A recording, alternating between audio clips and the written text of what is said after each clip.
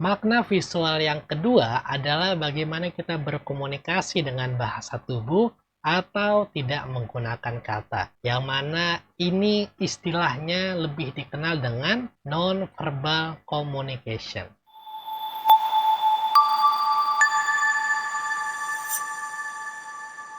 Ada yang mengatakan bahwa sebenarnya non-verbal komunikasi itu lebih banyak kita keluarkan daripada yang verbal. Maksudnya gimana? Karena sejatinya seluruh gerakan kita, benda-benda yang menempel dengan kita, bahkan tempat-tempat yang sudah dibuat dengan sedemikian rupa, itu pun ternyata bisa berkomunikasi. Kok bisa? Karena sejatinya semua hal yang bertanda atau bersimbol itu memiliki makna. Nah, makna tersebutlah yang biasanya disebut dengan non-verbal komunikasi. Contoh lagi ya, biar kalian lebih paham tentang non-verbal komunikasi. Kira-kira kalau kalian melihat ekspresi wajah seperti ini, apa yang kalian pikirkan? Gambar yang pertama, gambar yang kedua, dan gambar yang ketiga.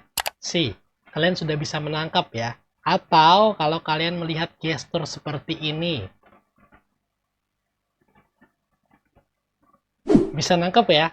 Cara nggak sadar kita bisa memahami walaupun tidak ada kata yang disampaikan. Lalu benda pun seperti itu ternyata. Baik yang kita gunakan atau yang kita lihat, itu ternyata juga memberikan informasi-informasi. Contoh misalnya ada barang-barang branded.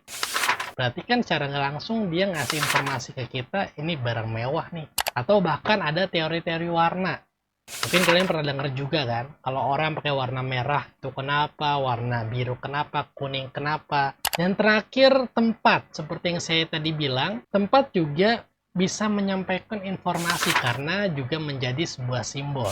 Makanya nggak heran kalau orang mendesain sesuatu itu tidak asal-asalan. Itu tanda bahwa ternyata kita hampir sering mendapatkan informasi dari non-verbal komunikasi. Jadi secara nggak langsung, memang betul dalam teori 3V ini, visual ini memiliki nilai paling tinggi, yaitu adalah 55% yang mempengaruhi kesuksesan orang dalam berkomunikasi. Jadi nggak heran kalau misalnya banyak orang yang kadang itu ngeliat dulu siapa yang berbicara. Sepakat?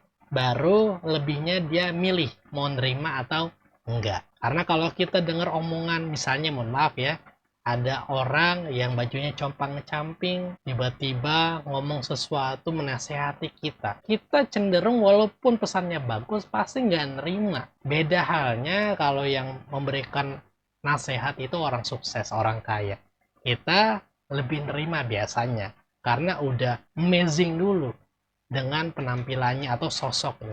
Lalu sebagai seorang MC atau public speaker, apa yang perlu banget kita perhatikan dalam menguasai visual ini? Ada dua hal yang perlu teman-teman perhatikan betul-betul sebagai public speaker untuk menguasai visual ini. Yang pertama adalah area wajah.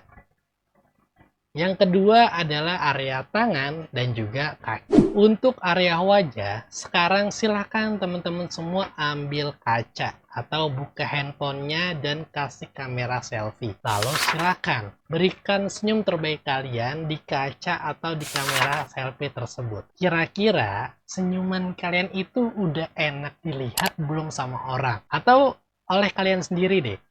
Nah, kalau kalian sendiri aja menilai senyuman kalian itu belum enak dilihat atau wajah kalian itu belum enak dilihat, maka perbaikilah dari sekarang. Karena visual yang pertama harus dipahami adalah bagaimana kita mengontrol wajah kita biar enak dilihat. Perhatikan mimiknya, perhatikan ekspresinya, pelajari ekspresinya. Bagaimana kalau kamu marah, bagaimana kalau kamu sedih, murung, dan segala macamnya. Itu pelajarilah baik-baik. Karena kalau kita sudah menguasai area wajah ini, kita akan lebih bisa untuk mendapatkan first impression yang lebih baik. Berikut latihan yang bisa kalian lakukan, nanti saya akan share linknya di bawah. Oke? Dan selanjutnya area tangan dan juga kaki. Kaki dulu kita bahas. Untuk area kaki simpelnya adalah buat laki-laki jangan terlalu rapat. Tapi usahakan standarnya adalah lebar kaki kalian itu selebar bahu kalian. Dan untuk perempuan memang harus rapat. Kemudian jangan kaku-kaku. Kalau memang kalian perlu berjalan, jalanlah biar lebih enjoy.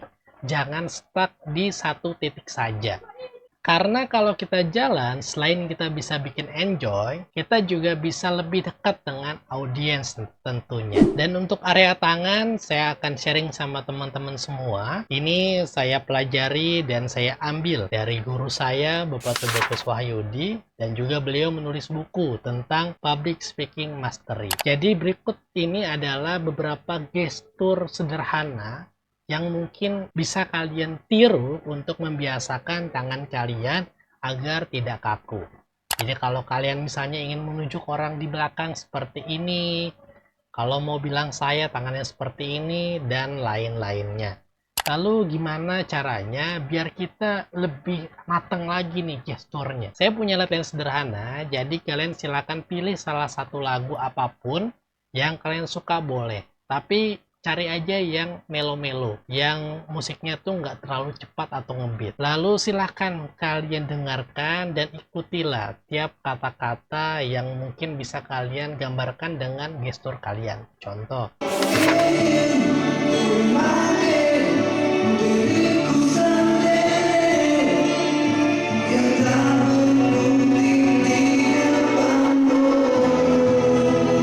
Dan gestur ini bukan ngomongin bener atau salah, tapi untuk melemaskan diri kita biar nggak kaku ketika berpublic speaking. Itulah seputar tentang visual, jadi silakan dipahami baik-baik dan kita akan lanjut bahas tentang verbal.